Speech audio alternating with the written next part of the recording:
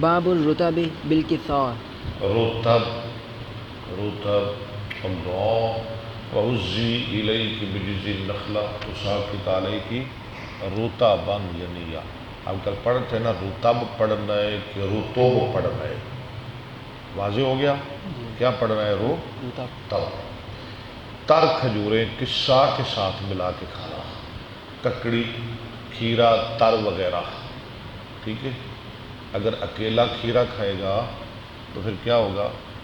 زکام ہو جائے گا.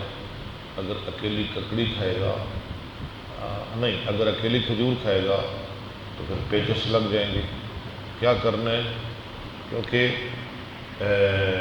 جو ہے نا یہ ککڑی یہ سرد ہے اور کھجور گرم تر ہے. ٹھیک ہے. ان کو ملا کے کھایا جائے تو بہت یہ تاثیر رکھتا ہے. حضرت عائشہ صدیقہ رضی اللہ تعالیٰ عنہ فرماتی ہیں میں دبلی پتلی تھی جب میری شادی تھی تو میری ماں مجھے ککڑی اور کھجور ملا کے کھلاتی تھی تاکہ یہ موٹی ہو جائے. یہ بہت اچھا علاج ہے. جو دبلے پتلے لوگ ہیں نا، علاج نبوی، طب نبوی، یہ کھیرا، ککڑی، کھجور ملا کے کھائیں انشاءاللہ بڑھ جائیں گے.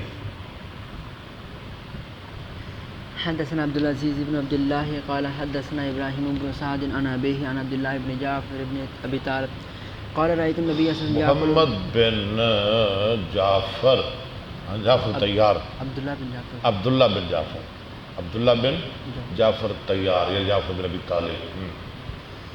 قال رايت النبي صلى الله عليه وسلم ياكل الرطب. عبداللہ کہتے ہیں میں نے دیکھا نبی صلی اللہ علیہ وسلم کو یاکل الرطب بالکثار، آپ کھا رہے ہیں تر کھجور کو ککڑی کے ساتھ.